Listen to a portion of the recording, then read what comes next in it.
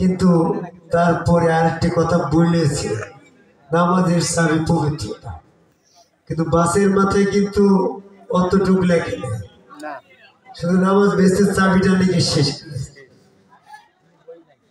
নামাজের চাবি যে পবিত্রতার চাবি যে গুরু সেজদা, এই পর্যন্ত কিন্তু আর বলে নাই।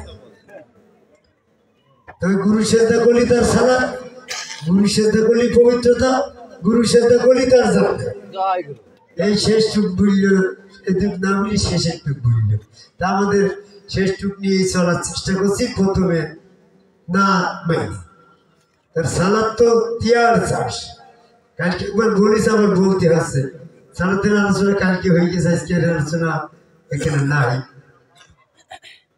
নীল চাষ করতে রাখবো বাবুল বিশ্বাস, তোমাদেরকে এই ঘরদারি উঠি কয়েকবেলা বলে যে ইংরেজরা এসে বলছে, এই চাষি ভাই কয় চাষ মারলে নীল ভালো হয়? তো বলছে স্যার তিয়ার মারলে নীল ভালো হয়। তো বলছে তাহলে আগে তিয়ার মেরে নেও।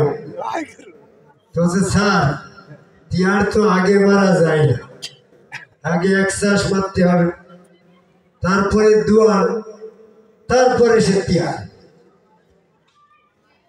আমাদের এখন ওই নীল চাষের যে অফিসার মতন হচ্ছে, আগে তিয়ার নেই।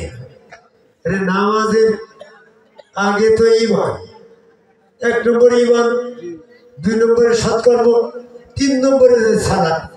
সালাত কত হইল? তিয়ার হচ্ছে না।